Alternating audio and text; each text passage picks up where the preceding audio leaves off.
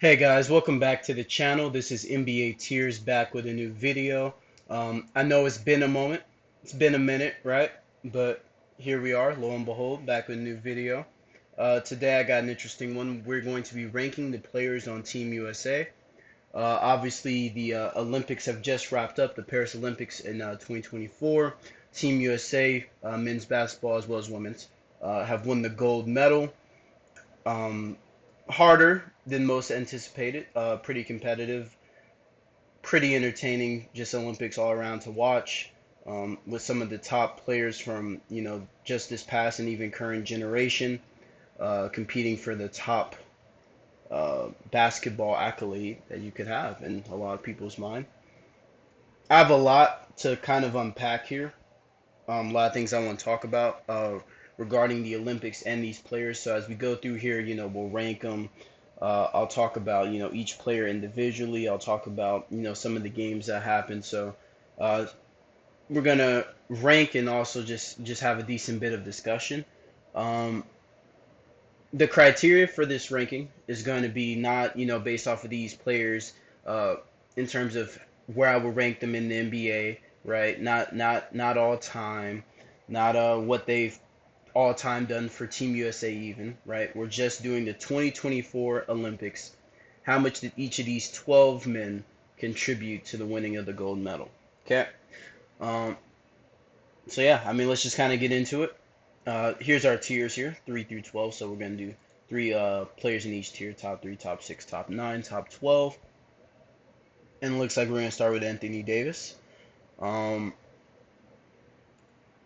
for now, we'll just leave him here, and then as we, grab other people, he may move down. Um, Anthony Davis was amazing here in these Olympics for Team USA. He was the best defender, and in my opinion, just further kind of showed his case for being the best defender on the planet, which I do believe he is. Um, Consistent throughout. Obviously, we're going to have people, who are expected to be consistent offensively and who would have been needed to be consistent offensively.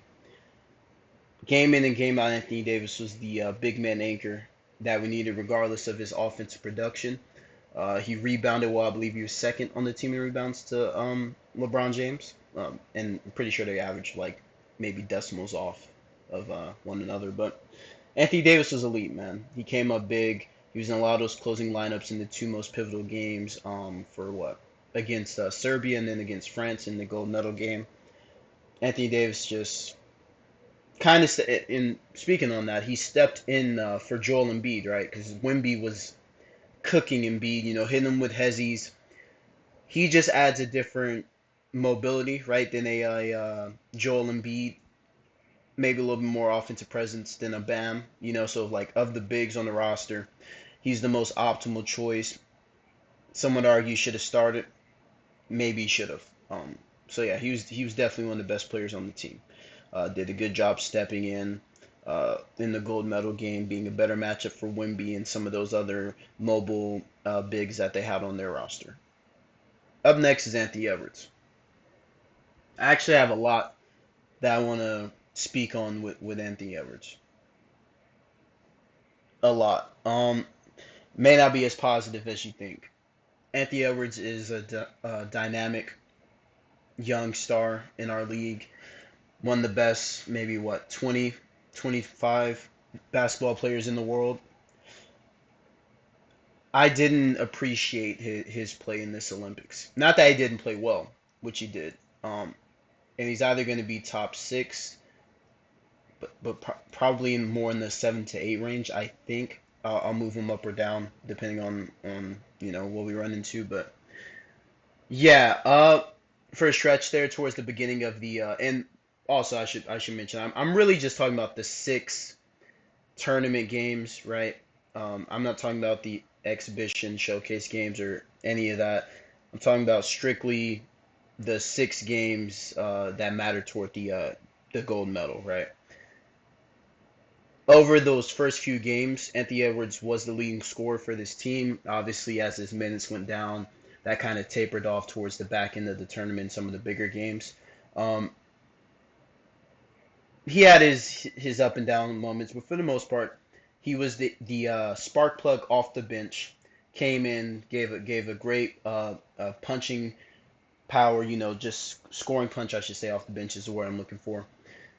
I just think of everyone on this roster, Anthony Davis was the, or not Anthony Davis, sorry, Anthony Edwards was playing the most selfishly. He was playing the most immature, just a real lack of poise. And obviously, he's 22 years old. He's what, along with Halliburton, the youngest player on the roster. You can expect that, but I just think he showed a lot of the flaws and immaturities in his game. He felt like the only guy that was consistently holding the ball, dribbling it. It felt like whenever, see, there's a difference, right? It's not even about the amount of shots taken.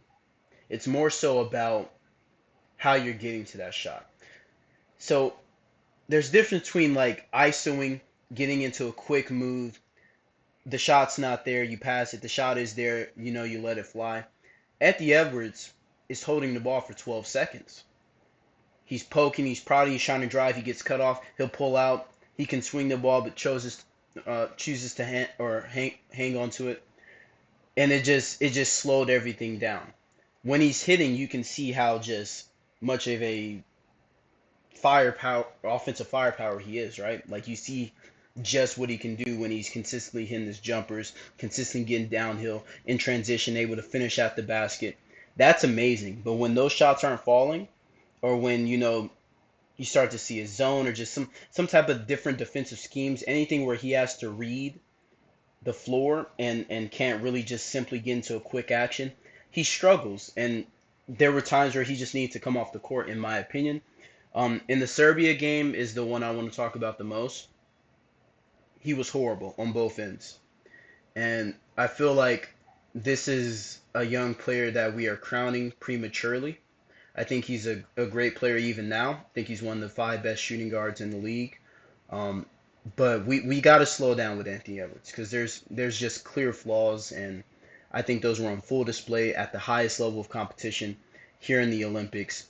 I think he'll obviously mature again. He's 22 years old. He has plenty of time, but the crowning of certain people, like you have people ready to say he's better than Devin Booker, right? Donovan Mitchell, right? I don't see it. I really just don't. I don't see it. I don't see it at all. I think going forward he's going to be a big part of Team USA, and I think he'll have better performances than this. And this is his first Olympics. He's learning. I think this is a good starting ground, but this was not it. Now that being said, he did play well. He did play well. I'm not saying he played bad, but when we got into crunch time, when we got into some of these more competitive games, like against Serbia, defensively, he's gambling. Like he's coming off the strong side corner to try and like pickpocket Jokic from behind. Gives up the wide open corner three. Boneheaded plays like that. Obviously, I've already spoke to what he was doing offensively, but you're gambling against like Jokic, bro. Like that's crazy, right? So I just think he he'll be better. He'll be better. He wasn't bad, but he'll be better for sure. Now we move on to Bam Adebayo. He was elite for Team USA this year. Um, he's pretty much, and we'll get to Tatum later, but he's pretty much the reason Tatum wasn't getting minutes, right? Because initially, KD hadn't been in, well, for most of it until the Golden Medal game, Kevin Durant hadn't been in the starting lineup. And so with KD not in the starting lineup, KD became the bench forward, and you could have played KD and Tatum in that second bench unit for the forwards, right? But already Anthony Davis is playing the big. So then Bam just doesn't play.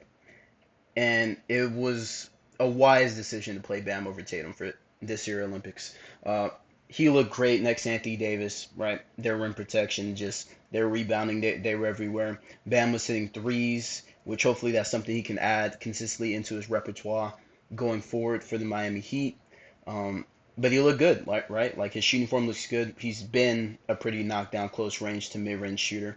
So if he can stretch out his range, that'll be very effective for him. That'll be very good for the Miami Heat. So again, yeah, he just played elite defense. Was more consistent offensively than maybe you expected, especially with the offensive pecking order on this particular roster. So I was very impressed with Bam Adebayo. I do think overall, in my opinion, he added more to the team than Anthony Edwards and was more valuable, specifically just for what he brought defensively. He himself is what I would consider one of the top, five defensive players on the planet. So good performance from Bam. Devin Booker's up next. He's going straight into the top six. He could be anywhere from 4 to 6. Again, I'll rank it, but Devin Booker was elite. I think towards the beginning of the Olympics, in some of those showcase games, uh, or just in at any point in the tournament, right? There was a lot of just people wanting to start Ant over Booker, right? No, no. Um, Devin Booker played perfectly off of the starters by being in the starting lineup and just providing floor spacing.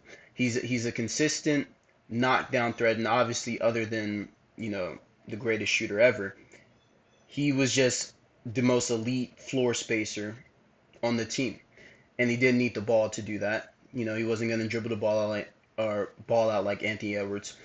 He was playing better defense as well than Anthony Edwards, even though I'm not sure if overall I do believe he's a better defender, but he's smarter, right? Like Devin Booker just doesn't make many mistakes when he's on the basketball floor on either end of the ball. He was hyper efficient, hit timely shots. The three at the top to keep versus Serbia, of course, first thing that comes to mind. He was just consistent, man. Just all throughout this run, very consistent, very efficient, very smart, played perfectly off the stars, right? Showed off his portability. This is a guy who was he just got done running the point guard, right, for the Phoenix Suns. Having the ball in his hands, having to create a lot of offense, make most of the decisions.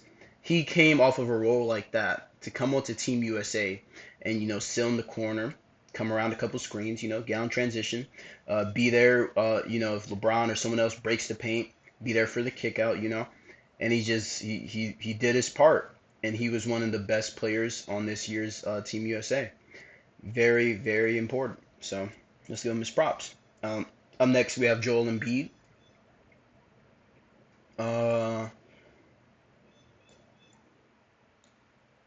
I'm gonna leave him here for now. I do think that I mean, it's Embiid, right? Like he's going to catch a lot of flack inevitably just for playing for Team USA. People want to hate American or otherwise because of the country that he chose to play for.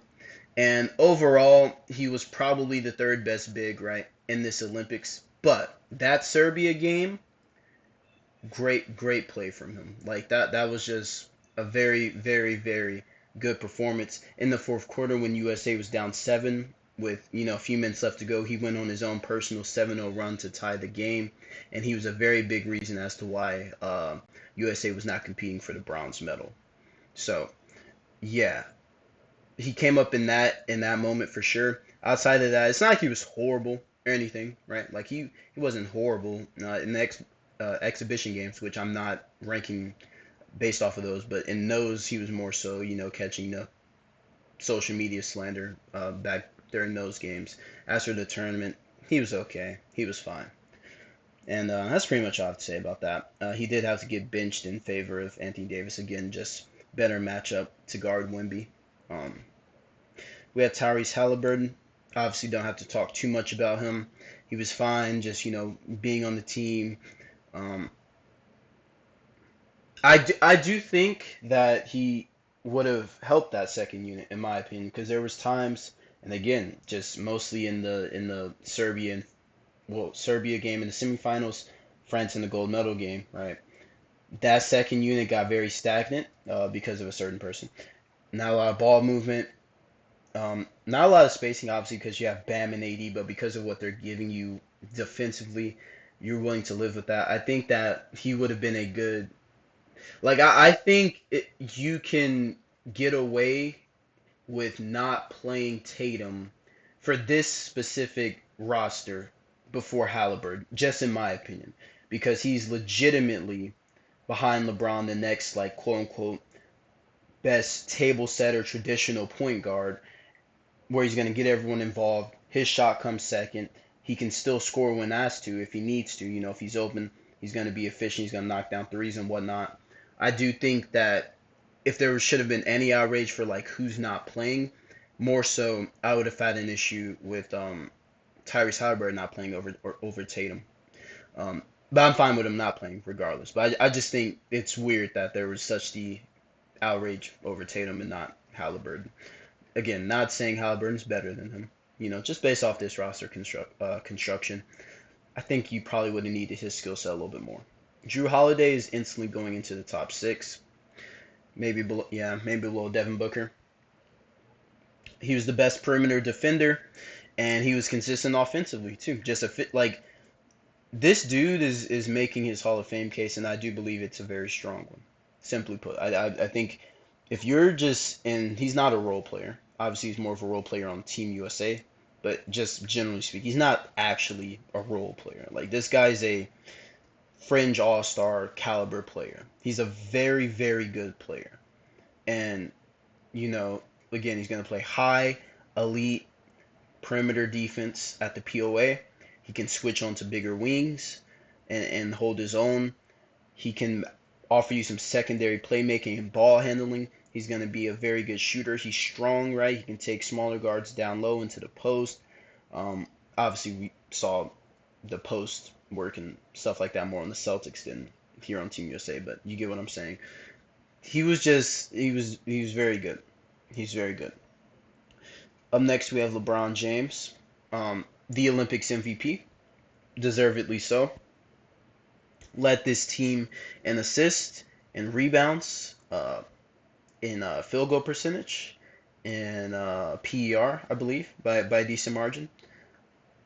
Just played efficiently, played smart, um, did everything Team USA needed them or needed him to do. Racked up what a triple double in the Serbia game, a double double, or double double, I believe, in the game versus France. It's LeBron James, and I actually want to take just a moment to talk about that. Is there a more complete basketball resume than what this 57-year-old man has going for him? I don't think we're going to fully appreciate this guy until he's just not even until he retires, just until like 30, 40 years from now when you realize just how hard it is to replicate such sustained greatness. We just kind of numb ourselves to, and there's two guys coming up that we're going to talk about as well. We numb ourselves to the things that we see sometimes and just how great some of these players and these athletes are. This guy is a 20-time All NBA guy, 20-time All Star. He has over 40,000 career points. He has over 40,000 points over the course of his NBA career. You could play 15 seasons, right? You could play 15 seasons in the NBA, never miss a game, play all 82 games, and average 30 for your career. You could average 30 for your career over 15 seasons, not miss a game. And you still, I don't think, would like that still isn't enough points to reach 40K, if my math's correct. Do you understand how crazy that is? Do you understand how at 39 years old, this guy was the best player on a gold medal winner? Enough is enough. Enough is enough. This isn't just the greatest basketball player of all time. This is one of the greatest athletes of all time who has sustained dominance over his field of play for over 2 decades. And it's just in all to watch.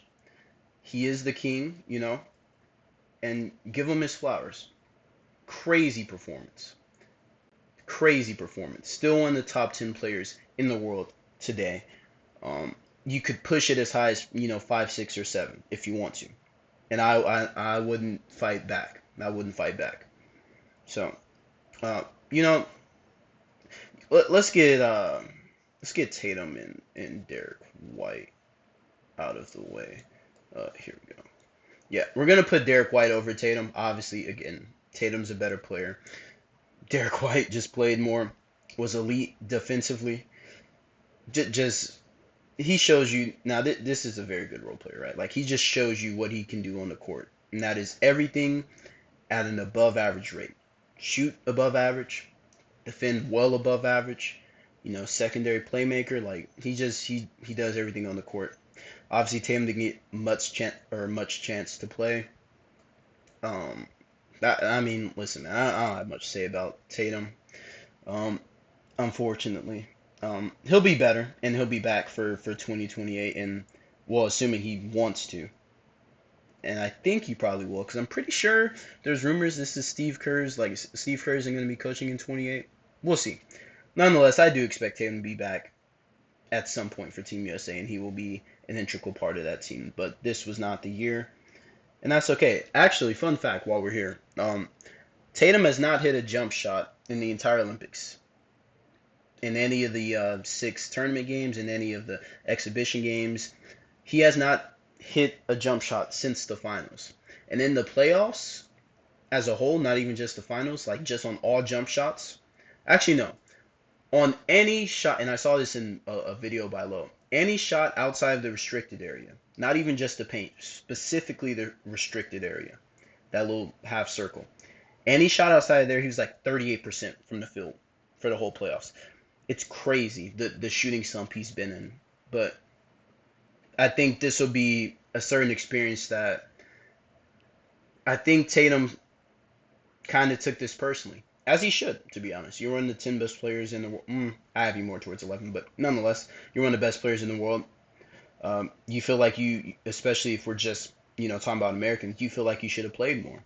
And I do think that hopefully he can use this as motivation to get even better. I think he'll have a great season for the Boston Celtics going forward. And again, he'll be back. But up next, we'll get to Steph Curry and Kevin Durant. I'm actually going to put KD beneath Anthony Davis. And I'm going to throw. No. There we go. And I'm going to go throw Steph here. My reasoning for AD over KD is nothing aside from this. I do believe that Kevin Durant was obviously one of the best players on the team, and his main skill is scoring, right? And he was amazing at that. He came against Serbia the first game, 21 points in the first half, perfect shooting. Against the semifinals game, or against Serbia in the semifinals game, when we were down, right? Hit big shots in the fourth. You're talking about the N1-3 in the corner. You're talking about the dagger shot where just pulls up, clears out everyone, just ISOs and just, oh man, that was amazing.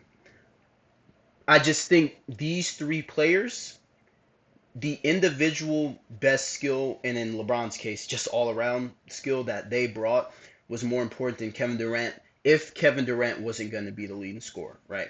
Because ultimately KD ends up third in scoring on this team behind Steph Curry at 1, LeBron at 2, right?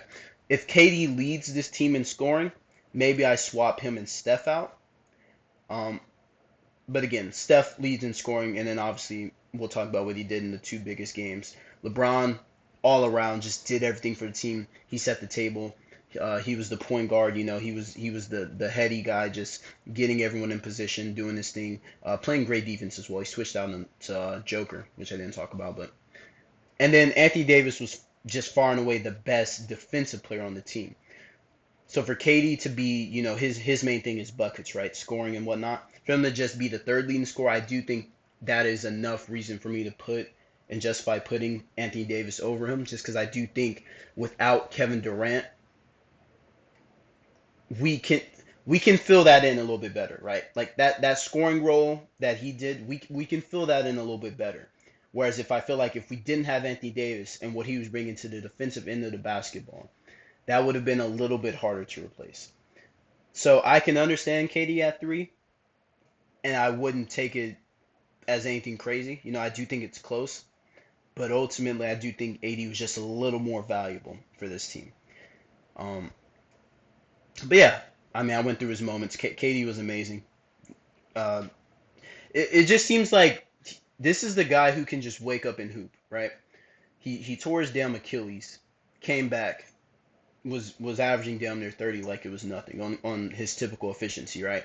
He didn't play in any of the showcase games, came out perfect shooting in the first half against Serbia. Like he just wakes up and he's ready to hoop. He can be injured. he doesn't need time to readjust when he comes back, right? Like he can miss 7 months, he can miss 3 months, he can miss a year. When he steps back onto that basketball court, he's gonna hoop.